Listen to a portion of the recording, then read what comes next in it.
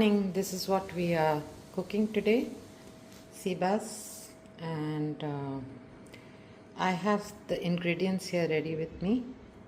This is coriander, coconut, mint leaves, little bit of grated beet, curry leaves, garlic clove, ginger. This is yogurt, turmeric, salt, bit of this spice mix, which is what I have left over from the stew. It's a mix of sambar masala and kitchen king masala. A little bit weird, and I've never tried this, so this is going to be a kitchen experiment. I'm going to bake this, so let's start. 1 tablespoon and a little bit more of coconut oil here. Curry leaves. This is approx 1 teaspoon of 4 pods of crushed garlic. In goes the beetroot. This is approx 1/4 cup of beetroot. Just a bit of salt. Okay, so turning this off. While that cools, adding a bit of salt to marinate the fish. This is seasoning is up to you, so I am not putting too much. There goes the turmeric.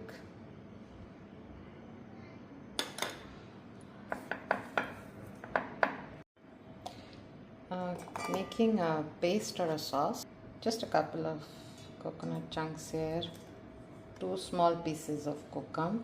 Oh, sorry, this is not cooked. Check, I'll come back. Oh yeah, got it. This is kachampuri used to make vinegar. And some coriander leaves here, some mint leaves, and that's about 2 tablespoons of this spice mix. Did 1 blitz, and this is what it looks like. We're going to just marinate this. Doesn't need to be marinated for too long. Okay, so this fish, if you can see, this side is thicker, this fillet, and this is thinner, so it will cook a little unevenly, just keeping that in mind. And then adding the beets here.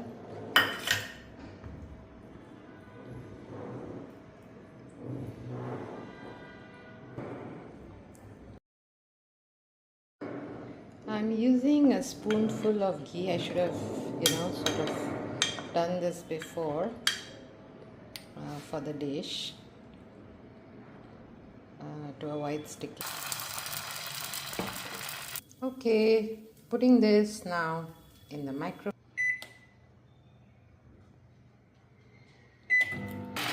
Okay, checking if it's done.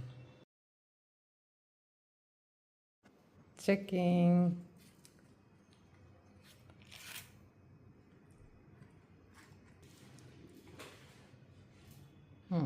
Quite well. Flaky fish.